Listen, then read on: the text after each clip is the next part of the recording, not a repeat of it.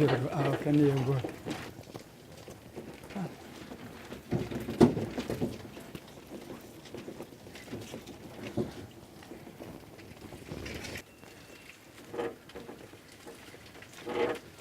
شێرمەکە ئاوا لە یەکی 11 دەستی پێکاتە ئاخری لای ئێمە خۆی هەیە 3 مانگێسە لە شارەکان 3 مانگ دەستی پێکە بەس لای ئێمە یەکی 11 هەتا ئاخری مانگی یەک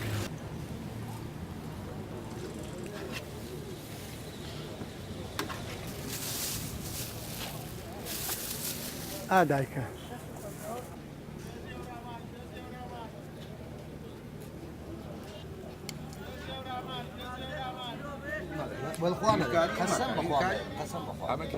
ئستا هەیە لە ماڵانەی گرنگ یەکسەری خەنە سەرین و ئەیکوڵێنن یەکسەرێ خۆن ئەوە نەک ڕێنگە گرێ نەک شیرینە بێ نەک تامیشێ بێ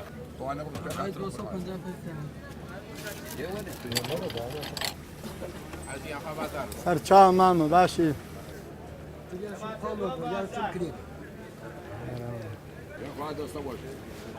ئەنە زەڕەکەش دای کاکە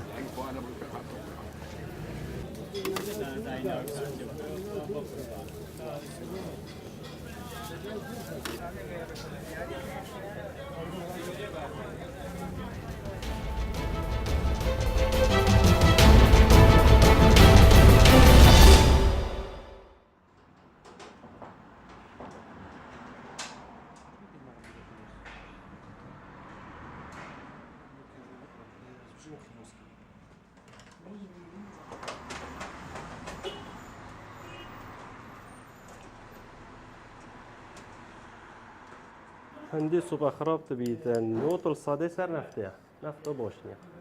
یا خراپە و دوونێ تێدا سۆفی نییە ناخۆ سوپە خراپ نابیت 10 ساڵە بەرینە کەفەتی هەبوو خۆت گەرد سوپە خراپ نەبوو یا نوکە دە ئاوێ تێدا بیتن و دوونێ نەفتێدا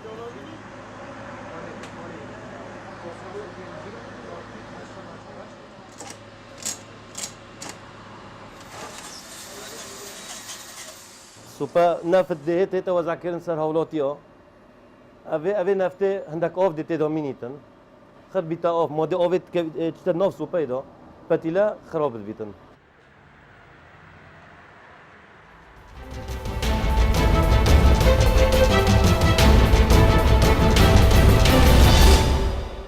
بەڕێز و خۆشەویست زانکۆی نۆڵج پاوەپێکراوە لەلایەن وەزارەتی خوێندنی باڵا و توێژینەوەی زانستی حکوومەتی کوردستان و لەلایەن وەزارەتی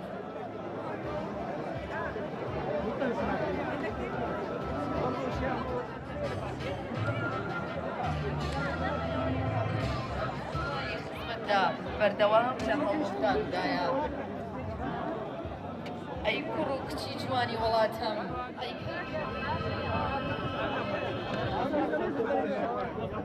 بەڕێزانم کارکردن بۆ بوون بە زانکۆیەکی سەرکەوت و لەسەر ئاستی یارێم و نێودەوڵەتی لە بەرهەمهێنان و بڵاوکردنەوەی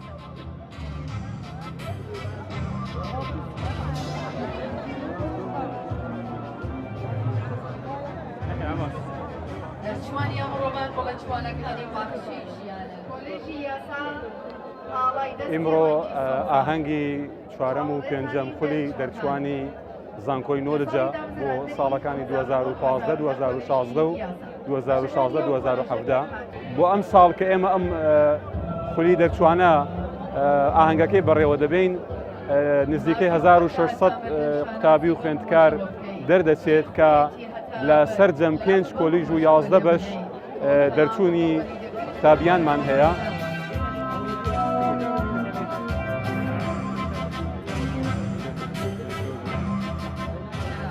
ژمارەی دەرچوانی 2015 بۆ 2016 24 قوتابیە.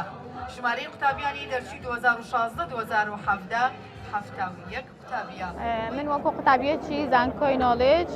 بەشی یاسا دڵخۆشم ئەمڕۆ کە دەرچووین و ئیشاڵڵا خزمەت دەکەم بە نیشتمانەکەم.